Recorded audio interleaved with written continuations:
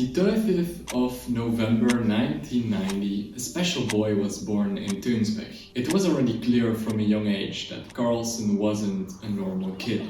At the age of 2 years, he could solve 50-piece jigsaw puzzles, and at 4 years old, he was assembling Lego sets intended for children aged 10 to 14. When Magnus was 5, his father taught him the rules of chess. And even though in the very beginning it seemed too difficult for the young boy, the desire to beat his older sister made him want to practice more and improve at the game. Magnus would be playing by himself for hours on end, trying to find combinations and looking for the best move.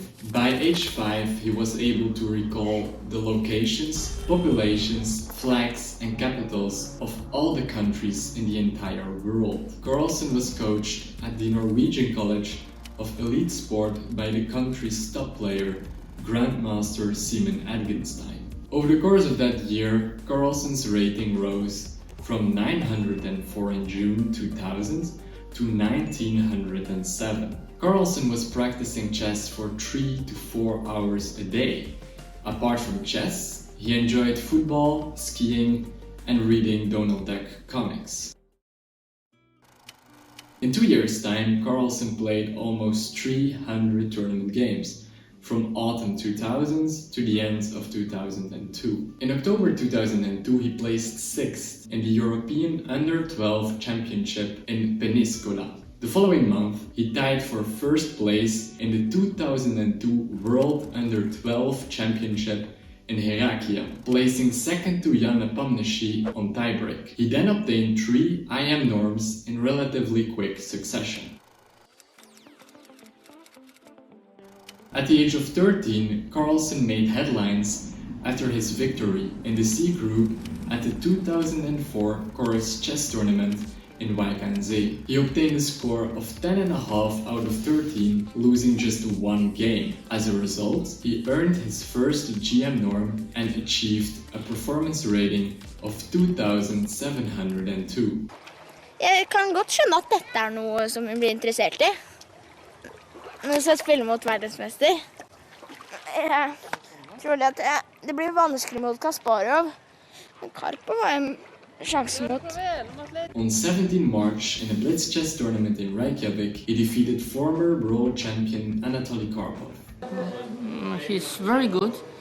So he plays like adult already, even he is very young. It was a preliminary event leading up to a rapid knockout tournament beginning the next day. In that event, Carlsen was paired with Garry Kasparov, then the top-rated player in the world. Carlsen achieved a draw in their first game, but lost the second, and was thus knocked out of the tournament. From 18 to the 28th of April 2004, Carlsen obtained the 3rd and final GM norm in the 6th Dubai Open Chess Championship. It made him the world's youngest GM at the time, and the 2nd youngest GM in the history at the time. Due to his first place finish in Chorus Group C in 2004, Carlsen qualified for a place in the Chorus B group. His shared first place with 9 out of 13 qualified him to play in the Chorus Group A in 2007. Playing in the top group of the Chorus Chess Tournament for the first time, Carlsen placed last with 9 draws and 4 losses, scoring 4.5 out of 13.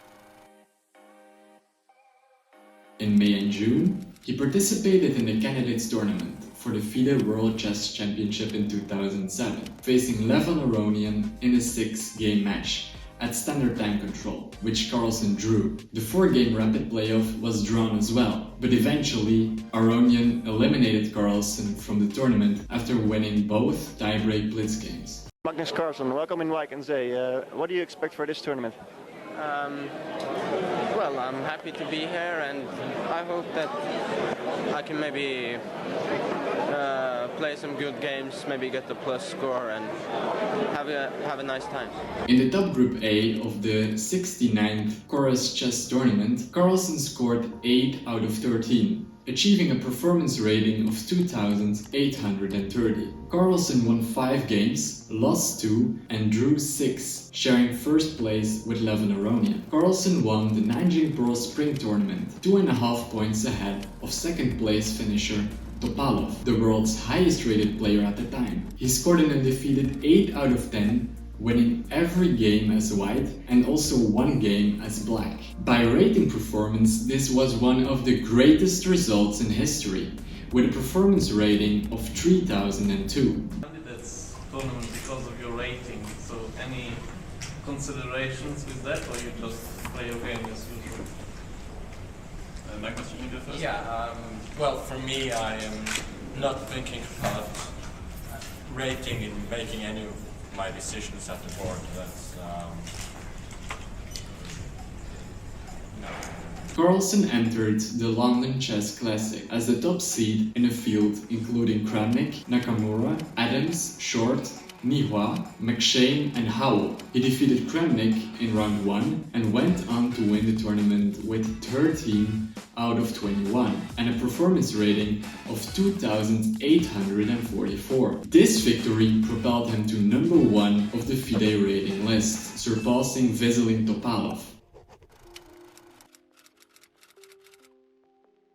Based on the average ranking from the July 2009 and January 2010 FIDE lists, Carlsen qualified for the Candidates Tournament that would determine the challenger to world champion Viswanathan Anand in the World Chess Championship in 2012. In November 2010, however, Carlsen announced that he was withdrawing from the Candidates Tournament. Carlsen described the 2008 to 2012 cycle as not sufficiently modern and fair. He wrote, "Reigning champion privileges, the long span of the cycle, changes made during the cycle resulting in a new format that no world champion has had to go through since Kasparov, puzzling ranking criteria, as well as the shallow, ceaseless match after match concept are all less than satisfactory in my opinion."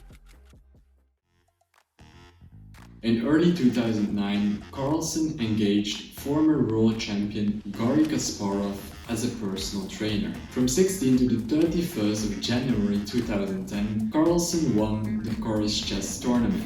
In May, it was revealed that Carlsen had helped Anand prepare for the World Chess Championship 2010 against challenger Veselin Topalov, which Anand won 6.5 to 5.5 to retain his title.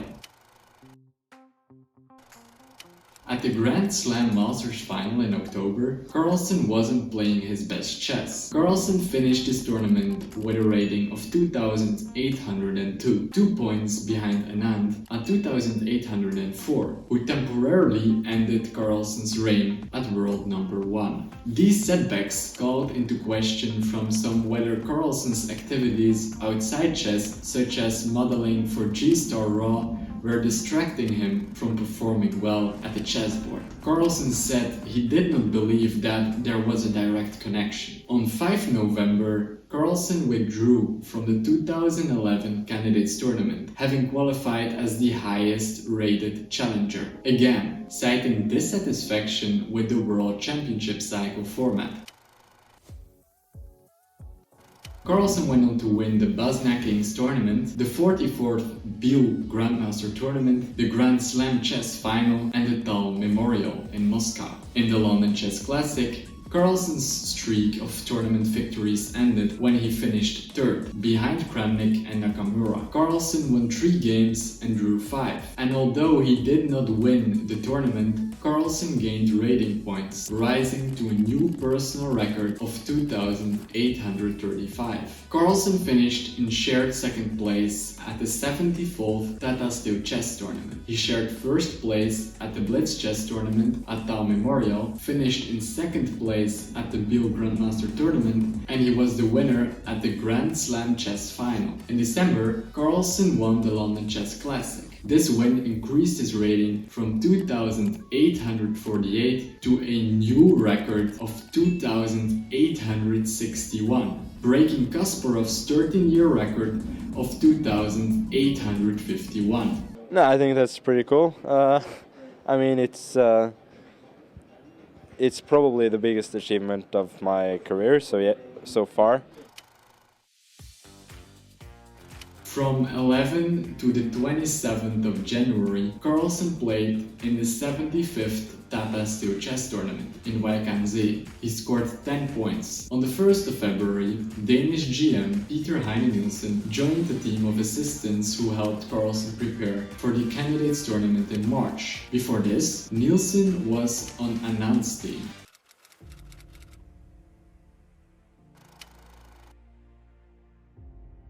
From 15 March to the 1st of April, Carlsen played in the 2013 Candidates Tournament, which took place in London. Before the tournament, Carlsen was considered the favorite, with Kramnik and Aronian being deemed his biggest rivals. Ivanchuk was considered an uncertain variable due to his instability, and the other players were considered less likely to win the event. During the first half of the tournament, Aronian and Carlsen were considered the main contestants for the first place.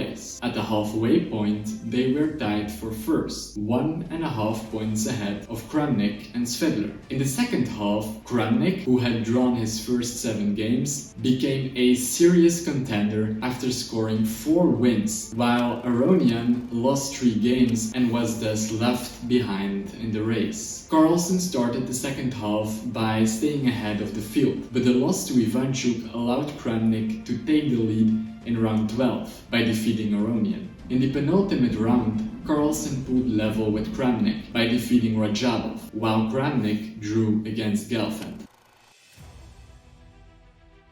Before the last round, only Carlsen and Kramnik could win the tournament. They were equal on 8.5 points, 1.5 points ahead of Svedler and Aronian. But Carlsen had the better tiebreak. On the first tiebreak, the score from their individual games was 1-1, but Carlsen was ahead on the second tiebreak due to having more wins. This would not change if they both scored the same in the final round. Therefore, Kramnik, who had black against Ivanchuk, needed to outperform Carlsen, who had white against Svedler. Carlsen played to win, since that would guarantee him the tournament victory, regardless of Kramnik's result. Similarly, Kramnik knew that the odds of Carlsen losing with white were minute, and he went all in against Ivanchuk with the Berg defense. This backfired, and Ivanchuk obtained an early advantage, while Carlsen got a level position against Svedler. Carlsen later got into serious time trouble and did not defend adequately against Svedler's attack, which gave Svedler a winning endgame. Yeah.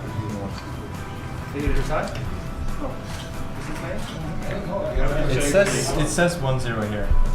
Meanwhile, Ivanchuk had outplayed Kramnik, who resigned a few minutes after Carlsen lost. I wasn't looking at the other game at all, and it was just lucky for me that when I got to the time control, I saw that Kramnik was losing as well. Thus, the tournament was won by Carlsen on the second tiebreak. Carlsen's win earned him the right to challenge the reigning world champion, Viswanathan Anand, for the world title. Start the press conference with the winner of the Candidates Tournament in London 2013, Magnus Carlsen. Our congratulations. What do you think about the championship which is ahead, the World Championship match? No, I think it's going to be very interesting, a great event, and but it's a long time ahead. We'll see what happens. The championship match between Viswanathan Anand and Magnus Carlsen was held from 9 to the 22nd of November 2013 in Chennai, India. After 4 initial draws, the 5th game transformed into an equal but complex bishop and rook endgame. Anand's move 45, rook to c1 check, was called the decisive mistake, after which white was able to defend the a3 pawn, exchange bishops, and win a second pawn. With this win, Carlsen took a 3-2 lead. It was time for game number 6. After a solid opening, a series of exchanges brought about a heavy piece endgame that was reckoned to be a draw. With move 38, queen to g3, Anand sacrificed a pawn in order to reach a drawn rook endgame, and a second pawn was sacrificed with move 44, h5, in order to disconnect black's kingside pawns. But Carlsen continued playing and sacrificed both of his extra pawns in order to advance his f-pawn. The decisive error was move 60, rook to a4. Carlsen's pawn sacrifice on move 60, h3, turned his f-pawn into a decisive passed pawn, and Anand resigned a few moves later.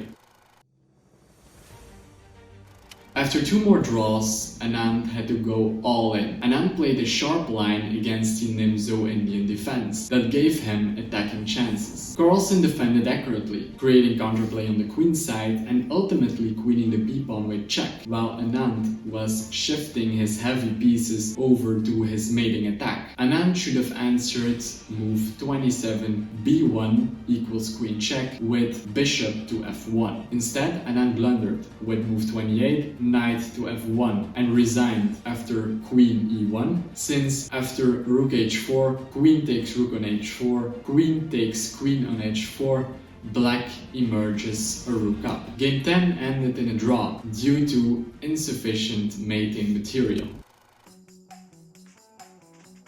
And the last two games didn't have to be played. There was a clear winner with a 3-point lead. A new world champion was made, Magnus Carlsen. Thank you for watching. Like the video and subscribe to the channel if you haven't already. And I'll see you in the next video.